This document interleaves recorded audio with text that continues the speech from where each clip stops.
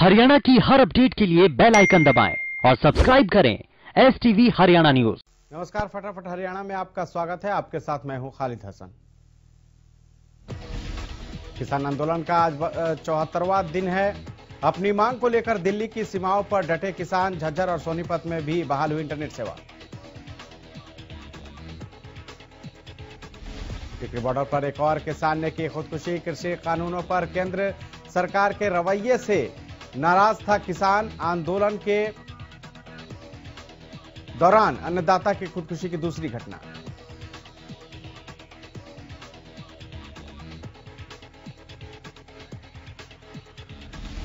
चरखी दादरी में किसानों की महापंचायत।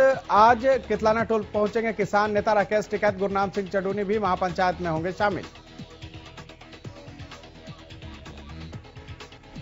कृषि कानूनों के खिलाफ किसानों ने शनिवार को चक्का जाम किया। किसानों ने हॉर्न बजाकर चक्का जाम खत्म किया। चक्का जाम के दौरान प्रदेश के सभी नेशनल और स्टेट हाईवे जाम किए गए थे। किसानों के चक्का जाम पर सीएम मनोहर लाल ने कहा कि प्रदेश में सभी काम शांतिपूर्ण तरीके से हुए। उन्होंने शांतिपूर्ण आंदोलन के लिए प्रदर्शनकारियों और प्रशासनिक अधिकारियों का आभार भी जताया। सीएम मनोहर लाल ने कहा कि पीएम मोदी और किसानों के बीच सिर्फ एक कॉल की दूरी है। किसान बातचीत का निमंत्रण स्वीकार करें। बातचीत से ही समस्या का समाधान निकल सकता है।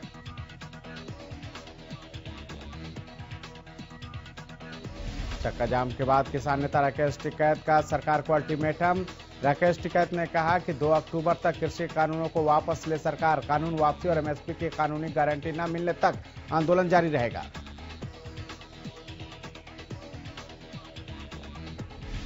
26 जनवरी के दिन हुई हिंसा को लेकर पुलिस इस बार कोई भी ढिलाई बरतने के मूड में नहीं है। दिल्ली पुलिस ने सिंगू और गाजीपुर बॉर्डर पर सुरक्षा के स्पेशल इंतजाम किए।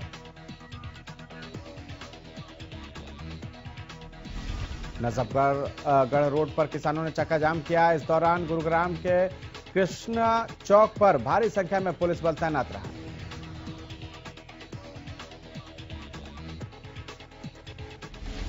उकलाना के सूर्यवाला चौक पर किसानों ने चक्का जाम किया। चक्का जाम के दौरान सूर्यवाला चौक पर किसानों के खाने पीने की भी व्यवस्था की गई। इस दौरान महिलाएं भी धरने में शामिल हुई। किसानों ने शनिवार दोपहर 3 बजे तक सूर्यवाला चौक को जाम किया।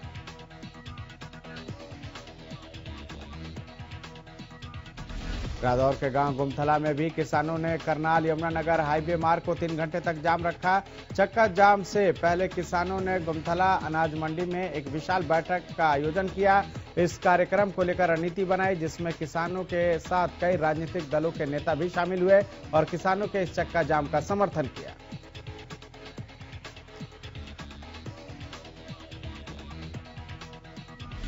पलवल में सैकड़ों किसानों ने NH-19 पर एकत्रित होकर हाईवे को पूरी तरह से जाम कर दिया। इस मौके पर भारी पुलिस बल भी मौके पर मौजूद रहा।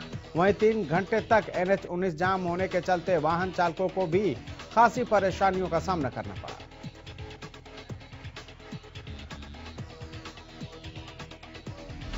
सिरसा के गांव भावदीन में किसानों ने चक्का जाम किया। भावदीन के टोल प्लाजा पर किसान एकजुट हुए। इस दौरान भारी पुलिस बल मौके पर मौजूद रहा। किसी भी तरह के उपद्रव को रोकने के लिए पुख्ता बंदोबस्त किए गए।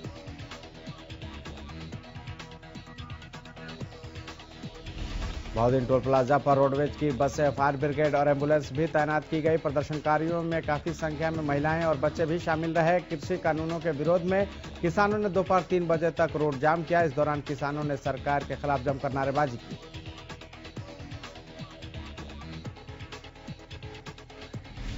अंबाला में भी किसानों ने चक्का जाम किया। चक्का जाम के दौरान किसानों का कहना था कि जाम के बीच किसी भी प्रकार की इमरजेंसी सेवाओं को नहीं रोका गया।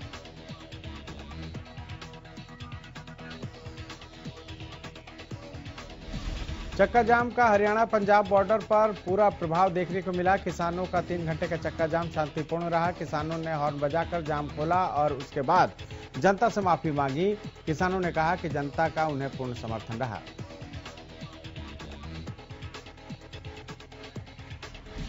मुख्यमंत्री मनोहर लाल के पैतृक गांव निंदाना के किसानों ने भी गोहाना भिवानी मार्ग पर चक्का जाम किया। वहीं महम हलके के मदीना टोल पर भी किसानों ने चक्का जाम किया।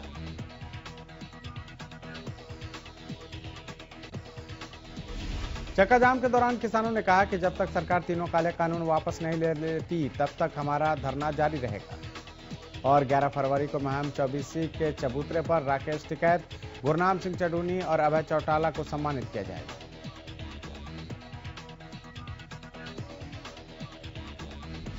किसानों की ओर से किए गए चक्का जाम के बीच किसान नेता गुरनाम सिंह चडूनी ने कहा कि काले मन वालों ने काला कानून बनाया है। चडूनी ने सरकार पर कटाक्ष करते हुए कहा कि बनाए गए किसी भी कानून से आम जन को फायदा नहीं हुआ।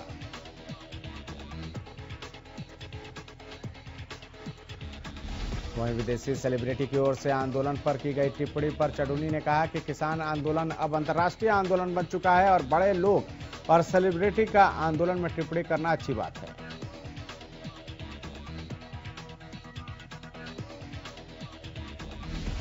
कलायत के किठाना गुलियाना कसान तितरम मोड़ राजौंद और सेरधा समेत कई जगहों पर किसानों ने चक्का जाम किया। इस दौरान किसानों ने कहा कि जब तक तीनों कृषि कानून वापस नहीं होते किसानों की ओर से आंदोलन लगातार जारी रहेगा।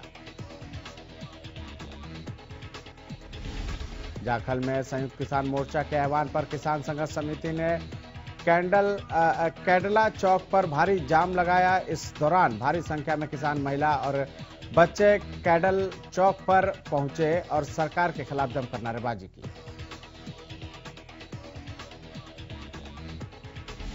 युवा में किसानों ने NH-52 को जाम किया। किसानों ने हाईवे को 3 बजे तक पूरी तरह से जाम रखा।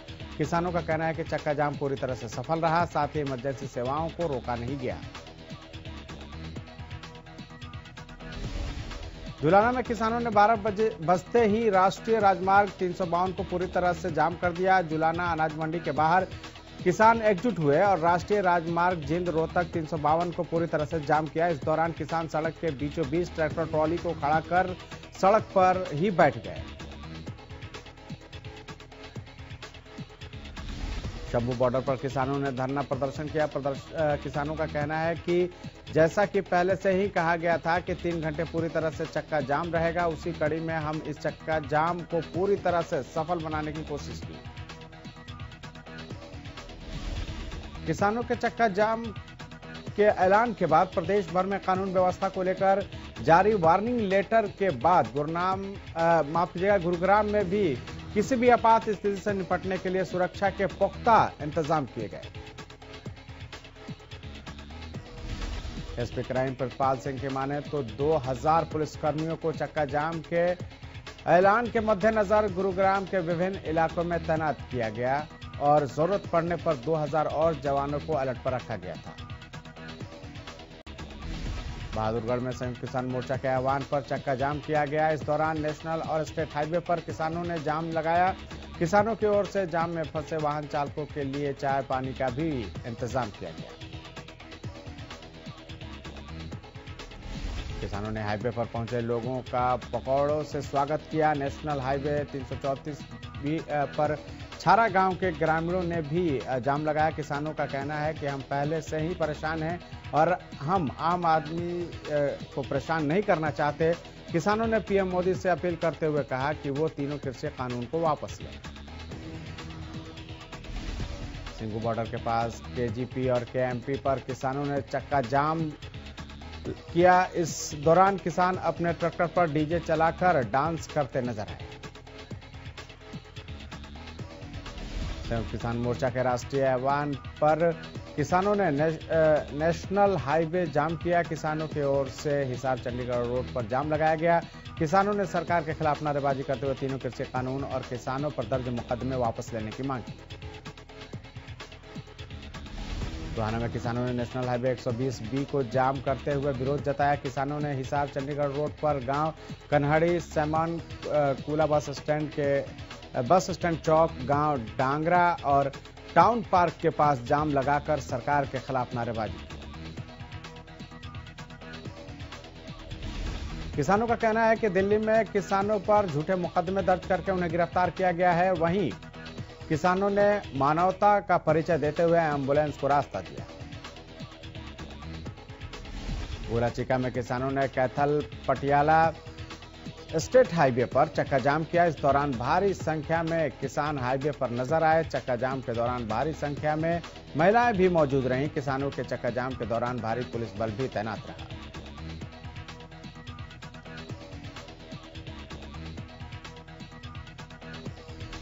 संयुक्त किसान मोर्चा के आह्वान पर आयोजित चक्का जाम कार्यक्रम के चलते किसान संगठनों ने असंध के मुख्य चौक पर जाम लगाकर सरकार के खिलाफ नारेबाजी की और कृषि कानून वापस लेने की मांग की। इस दौरान किसानों ने तय रणनीति के तहत असंध के सालवान चौक, मुख्य चौक समेत अन्य जगहों पर जाम लगाया। रेवाड़ी के खेड़ा बॉर्डर पर पुलिस की ओर से इंतजाम किए गए। किसानों के चक्का जाम के बीच पुलिस प्रशासन सतर्क नजर आया। किसानों के प्रदर्शन के बीच पुलिस और मिलिट्री फोर्स भी तैनात दिखे। NH-48 दिल्ली जयपुर मार्ग स्थित खेड़ा बॉर्डर पर वाहनों की लंबी कतारें देखी। किसानों की ओर से किए गए चक्का जाम का असर रतिया में भी देखने को मिला। रतिया के भगत सिंह चौक पर किसानों ने जाम लगाया। इस दौरान पुलिस बल भी मौके पर मौजूद रहा। वहीं किसानों ने 3 कृषि कानून को रद्द करवाने को लेकर केंद्र सरकार के खिलाफ जमकर नारेबाजी की। उचाना के जिंद नरवाना नेशनल हाईवे को किसानों ने जाम किया। किसानों ने पूरे 3 घंटे हाईवे पर मौजूद नवीन पेट्रोल पंप के पास सड़क पर बैठकर धरना दिया। संयुक्त किसान मोर्चा के आह्वान पर किसानों ने भिवानी में भी चक्का जाम किया। भिवानी के गांव प्रेमनगर में कई ग्रामीण किसानों के समर्थन में धरने पर बैठे। इस दौरान किसानों ने कहा कि हमने शांतिपूर्ण और अहिंसकपूर्ण चक्का जाम किया। वाडा में किसानों ने क्रांतिकारी चौक पर रोड जाम किया। किसानों की ओर से चौक पर जाने वाले सभी सड़कों को बंद कर दिया गया। इस दौरान शिवराण खाप किसान संगठन, व्यापारी संगठनों ने चौक पर प्रदर्शन किया। फतेहाबाद में सड़क जाम के दौरान किसानों ने मानवता का परिचय दिया। किसानों ने इस दौरान एक एम्बुलेंस को रास्ता दिया। फतेहाबाद के GT रोड पर जाम लगाकर बैठे किसानों ने जब देखा कि एक एम्बुलेंस आ रही है तो किसानों ने तुरंत उसे रास्ता देकर मानवता का परिचय दिया। किसानों के चक्का जाम के बीच प्रशासन अलर्ट पर दिखा। फतेहाबाद में DC ने किसानों के चक्का जाम के बीच आदेश जारी किए। आदेश के मुताबिक कहीं पर भी जबरन यातायात प्रभावित करने वालों से सख्ती से निपटा जाएगा।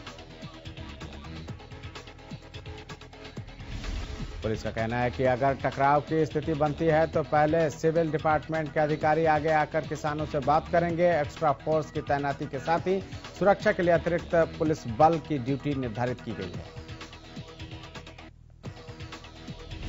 फतेहाबाद में सभी मुख्य पॉइंट पर ड्यूटी मजिस्ट्रेट नियुक्त किए गए। जरूरत पड़ने पर इमरजेंसी हालात के लिए ट्रैफिक को डाइवर्ट करने के लिए अल्टरनेटिव रूट बनाए गए। वहीं दूसरी तरफ किसान संगठनों ने भी जगह जगह बैठकर चक्का जाम को सफल बनाने के लिए रणनीति बनाई। केंद्र सरकार के कृषि कानून को लेकर जहां कई राज्यों के किसान 73 दिनों से आंदोलन कर रहे हैं, तो वहीं अब उन किसानों के साथ कंधे से कंधा मिलाकर आंदोलन में शामिल होने के लिए सोहना के किसानों ने हुंकार भरी है। सोहना के किसानों को एकजुट करने के लिए 10 फरवरी को सोहना की अनाज मंडी में एक महापंचायत का आयोजन किया जा रहा है, जिसमें किसान सरकार को घेरने के लिए रणनीति तैयार करेंगे। इस बात की जानकारी किसानों ने प्रेस कॉन्फ्रेंस कर दी। किसान आंदोलन का असर अब शादियों पर भी दिखाई दे रहा है। शादी समारोह में किसान एकता के झंडे दिख रहे हैं। सिरसा में एक दूल्हा किसान एकता के झंडे के साथ बारात लेकर रवाना हुआ। समारोह में सभी बाराती किसान एकता के झंडे के साथ दिखाई दिए। बारातियों ने शादी के बाद एक रोड शो भी निकाला, जिसमें कृषि कानून पर जमकर प्रहार किए गए। दूल्हे ने कहा कि उनका पूरा परिवार किसानों के इस संघर्ष में उनके साथ है और शादी के बाद संघर्ष में शामिल होगा। महेंद्रगढ़ में जिला मुख्यालय स्थापित करवाने की मांग को लेकर वकीलों का धरना प्रदर्शन 76वें दिन भी जारी रहा। वकीलों ने साफ कहा कि जब तक मुख्यालय स्थापित नहीं होगा तब तक धरना इसी तरह से जारी रहेगा। वकीलों ने चेतावनी दी कि अगर उनकी मांगें नहीं मानी गई तो आंदोलन को और तेज कर दिया जाएगा। आंदोलनकारी वकीलों ने कहा कि जल्द ही इस क्षेत्र के लोगों की एक बड़ी जनसभा आयोजित की जाएगी। हरियाणा में कोरोना के आंकड़ों में गिरावट, 71 नए मरीजों की पुष्टि। बीते 24 घंटे में कोरोना से मौत का कोई मामला सामने नहीं आया। टोहाना के नागरिक अस्पताल में डीएसपी वीरम सिंह पुलिस कर्मियों के साथ वैक्सीन लगवाने के लिए पहुंचे। इस दौरान डीएसपी ने नियम के मुताबिक कोविड सेंटर में पहुंचे, जिसके बाद स्वास्थ्य कर्मियों ने उन्हें हिदायत दी कि आधे घंटे तक उनकी देखरेख में रहेंगे। स्वास्थ्य कर्मियों ने डीएसपी को कोविड से संबंधित अन्य नियम भी बताए। इस दौरान डीएसपी ने बताया कि कोरोना महामारी से लड़ने के लिए सभी का सहयोग बहुत जरूरी है। इसी के तहत ये इंजेक्शन उनके विभाग के सभी कर्मियों को लगाया जा रहा है। कश्मीर से सेंट्रल वक्फ बोर्ड की सदस्य दारा कशन हरियाणा पंजाब वक्फ बोर्ड में निरीक्षण करने पहुंची। उन्होंने इस मौके पर बोर्ड के एडमिनिस्ट्रेटर इम्तियाज से बातचीत की।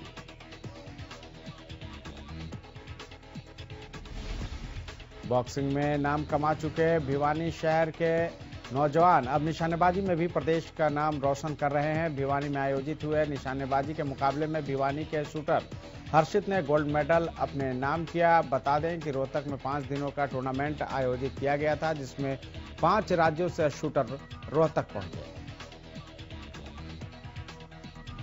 इस दौरान भिवानी के लक्ष्य शूटिंग एकेडमी में भी 39 शूटर शामिल हुए, जिन्होंने बेहतरीन प्रदर्शन किया। गोल्ड मेडल जीतने वाले शूटर हर्षित ने बताया कि अब उसका लक्ष्य खेलो इंडिया और ओलंपिक में जाने का है। लक्ष्य एकेडमी संचालक और कोच प्रदीप बेनीवाल ने बताया कि रोहतक में आयोजित राष्ट्रीय शूटिंग प्रतियोगिता में हमारे 10 गोल्ड और 2 ब्रॉन्ज मेडल आए हैं। यमुनानगर में हमीदा हेड नहर के पास एक हादसा हो गया, जिसमें 2 युवक सेल्फी लेने के चक्कर में नहर के बहाव के जद में आ गए। ये युवक नहर के पास सैर सपाटे के लिए आए थे, जिनको सेल्फी लेना महंगा पड़ गया। साथ आए दोस्त सागर ने उसी टाइम परिजनों और पुलिस को सूचित किया। फिलहाल दोनों युवकों की तलाश की जा रही है। पुलिस के साथ साथ गोताखोर भी युवकों की तलाश में जुटे हुए हैं। फरीदाबाद के सेक्टर 56 के हाउसिंग बोर्ड के पानी के टैंक में डूबने से एक 1.5 साल के बच्चे की मौत हो गई। बताया जा रहा है कि बच्चा खेलते खेलते अचानक गायब हो गया, जिसके बाद जब परिजनों ने उसकी तलाश शुरू की तो काफी समय बाद बच्चे का शव पानी के टैंक में मिला। परिजनों का आरोप है कि किसी ने उसे पानी के टैंक में डुबोकर जानबूझकर मारा है। घटना की सूचना मिलते ही पुलिस मौके पर पहुंची और बच्चे के शव को पोस्टमार्टम के लिए भेजा। पुलिस का कहना है कि फिलहाल मामले की जांच की जा रही है, दोषी को बख्शा नहीं जाएगा।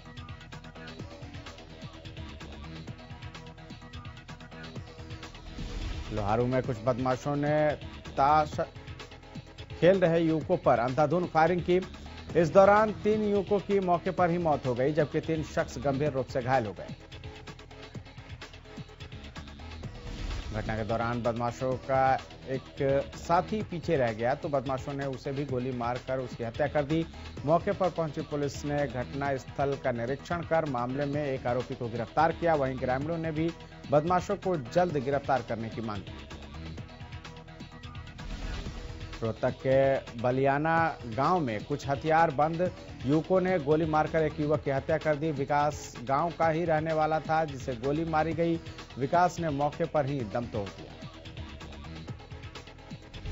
बदमाशों ने युवक के पिता को भी गोली मारी, जो पीजीआई में भर्ती हैं। बहरहाल पुलिस मौके पर मौजूद है, जो सीसीटीवी फुटेज को खंगालते हुए इस तफ्तीश में जुटी हुई है कि वो हथियारबंद बदमाश कौन थे और वारदात को क्यों अंजाम दिया गया। टोहाना के सीआईए स्टाफ ने जाखल के एक युवक से भारी मात्रा में नशीली दवाओं का जखीरा बरामद किया, जिसके बाद आरोपी को कोर्ट में पेश कर रिमांड पर लिया गया। डीएसपी वीरम सिंह ने जानकारी देते हुए बताया कि सीआईए टोहाना ने जाखल बस अड्डे के नजदीक से एक युवक से 9800 नशीली गोलियां बरामद की। साथ ही 60 सीसी कोरेक्स की भी जब्त की गई है।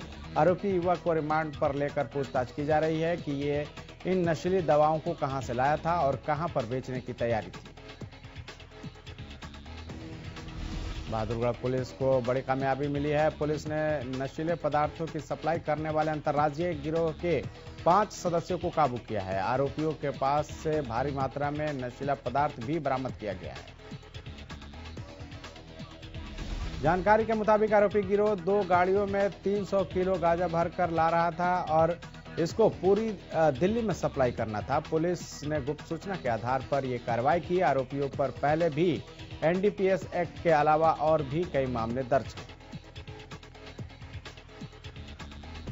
भिवानी में एक अज्ञात वाहन ने महिला को टक्कर मार दी। हादसे में महिला की मौके पर ही मौत हो गई। सूचना पाकर मौके पर पहुंची पुलिस ने शव को कब्जे में लेकर जांच शुरू कर दी। करनाल मुनक रोड पर 2 अलग अलग हादसों में 2 लोगों की मौत हो गई। पहले हादसे में एक ट्राले और ट्रैक्टर में भिड़ंत हो गई। इस दौरान ट्रैक्टर सवार की मौके पर ही मौत हो गई। हादसे के बाद लोगों की भीड़ इकट्ठा हुई। इस दौरान एक कार चालक ने एक व्यक्ति को रौंद दिया, जिसके बाद व्यक्ति की मौके पर ही मौत हो गई।